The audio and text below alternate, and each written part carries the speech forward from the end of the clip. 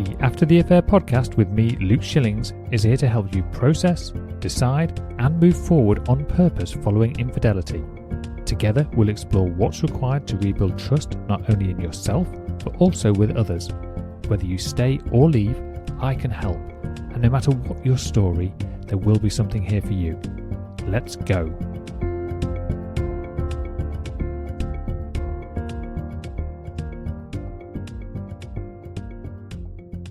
Hello and welcome to the After the Affair podcast. You're listening to episode number 134? Yes, 134. You may notice throughout the recording of this particular episode I did it in two sections, as one was at the beginning of the day, and then I spent the day coaching and talking and doing a variety of things, and now here I am recording this intro and also a latter part of the episode. And you might notice that my voice sounds different, as I have worn it out, it would seem. So, note to self, record episodes all in one go, so that it doesn't show when you change it. Anyway, okay, more importantly, let's get back into the main part of the content. So, if you're wondering why my voice is changing, you now know why. You know, there's some times where it just feels like everything's just too much. You wake up and you're already exhausted. You try and hold it together for everyone else, but inside, things are just falling to pieces. You're tired of the pain. You're tired of wondering if things will ever feel okay again. Tired of the effort it takes just to even stay afloat. And in those moments when the world goes quiet and your thoughts get loud, the most tempting thing to do isn't actually always to lash out. It's to give up. It's to check out. It's to slowly but quietly disappear. But I want to tell you something that hopefully lands. This is the moment that you stay. You stay right here, right now, especially now. You don't have to fix everything today. You really don't. There's no gold star for solving your pain in record time. There's no prize for pretending that you're okay when you're not. You don't have to know how the story ends. You don't have to know if the relationship will even survive. You don't have to know what version of yourself you'll become. The truth is, none of us get to know that. Not fully, not ahead of time. And you don't even have to feel strong, because strength isn't a feeling, it's a choice. And sometimes it looks like getting out of bed. Sometimes it looks like letting yourself cry. Sometimes it looks like making it through the next 10 minutes. But what you do have to do, what matters the most, is that you stay in the room with yourself. Not the perfect version of you, not with the one who has it all figured out, but with you, as you are, messy, hurting, confused, human. Because not giving up doesn't always look like fighting harder. It's not about pushing through and forcing progress. Sometimes not giving up looks like, slowing down. Like staying instead of running. Like choosing presence over escapism. It's like saying, I don't have to solve this, but I'm not going to abandon myself in it either. You see, when the pain hits, the instincts to pull away, we go into survival mode. We numb, we scroll, we binge, we drink, we zone out, we overfunction, we stay busy, we take care of everybody but ourselves. We hide behind humour, behind silence, behind an attempt at control, and slowly, without even realising it, we leave ourselves behind.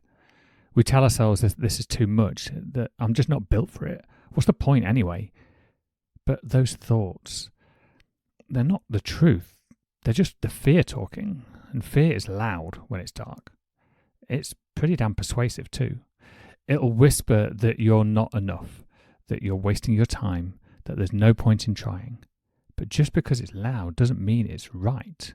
And you are not someone who gets left behind, especially not by you.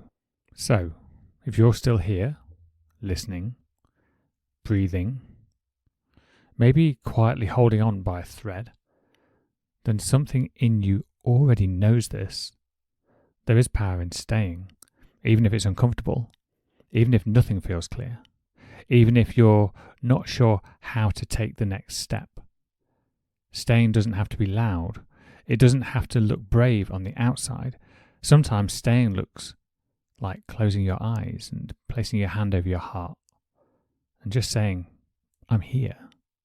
And I'm not talking about staying or leaving the relationship. I'm talking about staying with you in the discomfort. Right now, think of yourself like a candle burning in a dark room. The storm is raging outside. The walls are creaking. The lights are out. And still, there you are, flickering. Yes. Unsteady? Maybe. But still burning.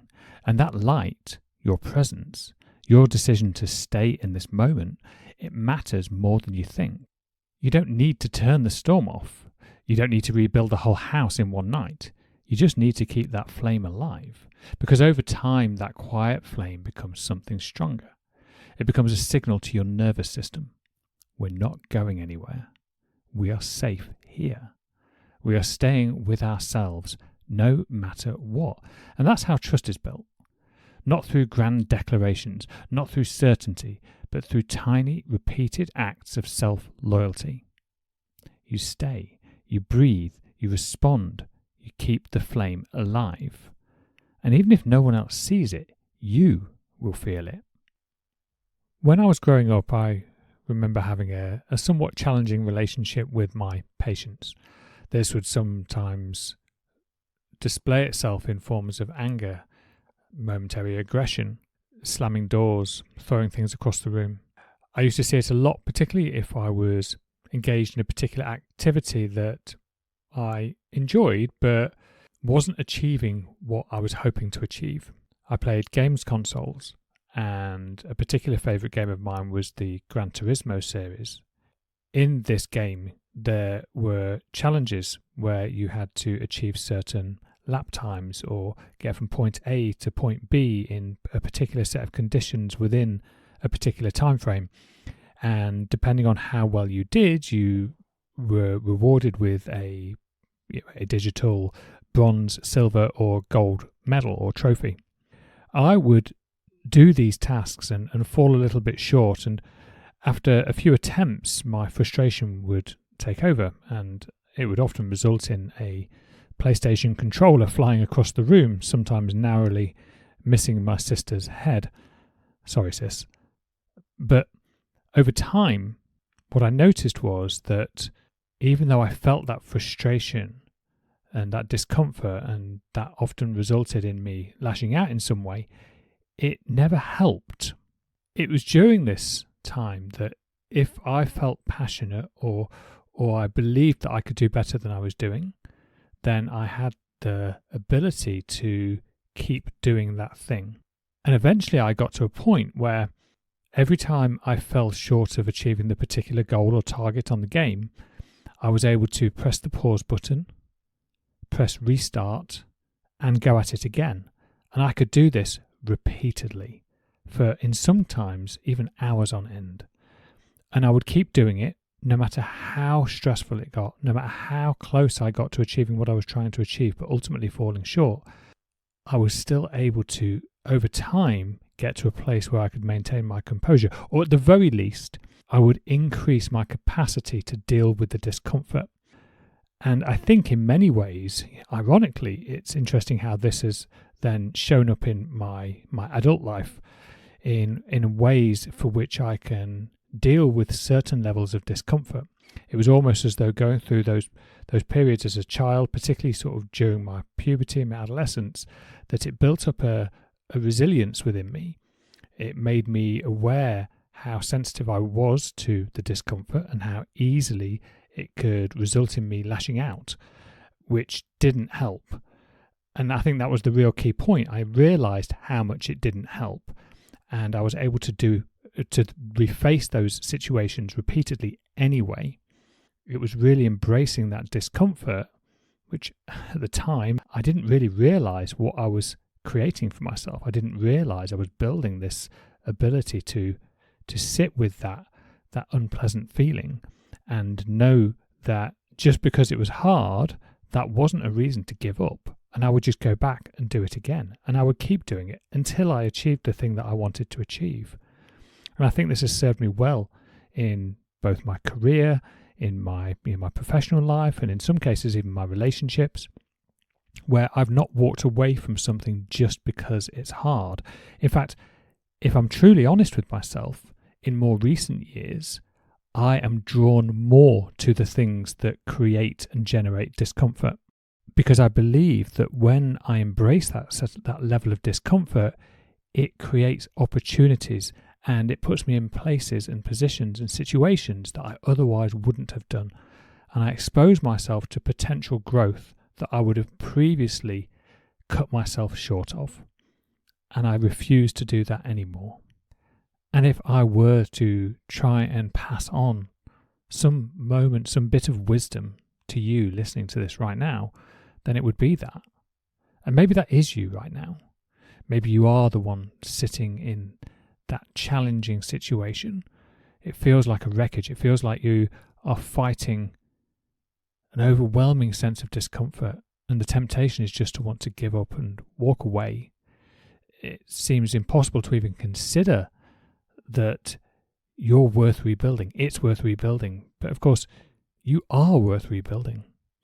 You are absolutely not broken beyond repair. You're not too far gone. And at this moment, this one that might feel like there's no way forward, like this is even your rock bottom, this could be the very place where you really begin again, where you embrace that discomfort and you do it anyway. And it doesn't have to be with grand gestures. It's just about these small, quiet, ordinary acts, the ones where you show up and prove to yourself that you can do it regardless of how terrifying it can sometimes feel. You don't need to be fearless to be faithful to yourself. You just need to stay committed to the task at hand, to stay when it's hard, to stay when you're not completely sure, to stay even when part of you really wants to just run away. Because every time you do stay for yourself and commit to yourself, every time you don't abandon yourself, you build something. You build resilience, you build trust, you build that muscle of, I am here, I am worth staying for. And that's the foundation of healing. It's not perfection, it's not performance, it's just presence and doing it persistently. Today, I really want to ask you, what's one way that you can show up for yourself? In fact, what's one small way you can show up for yourself? And I'm not talking about a to-do list. We're not here to prove anything, but just as an act of self-respect. Maybe it is something as simple as drinking that glass of water that you've been putting off. Maybe it's cancelling a call because your heart's not in it. Maybe it's sitting in silence for 2 minutes just to be with yourself. And trust me, I realise how uncomfortable that can be for some people. Whatever it is, do it. Not because it fixes everything. It might not even change anything specifically in that moment, but it's because you are worth it. It's because you're listening to this and this makes some sense to you and you're not prepared to give up, especially now, especially when it's hard. You don't have to be fully healed to keep going. You don't need a perfect plan to move forward. You just need to stay in the room with yourself. Because the part of you that wants to give up isn't weak. It's just wounded. And what it needs, more than anything right now, is not a solution. It just needs a friend, a companion. So let that companion be you. If this episode spoke to something inside of you, of course, I'd love to hear from you.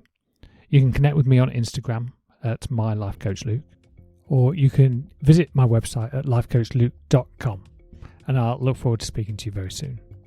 I'd also like to thank you for tolerating my changing voice during this episode.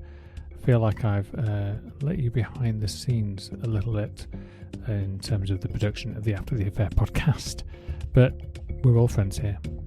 I'm glad to be able to support you, and I thank you ever so much for being here, as always, and I genuinely do look forward to speaking to you all again next week. Take care.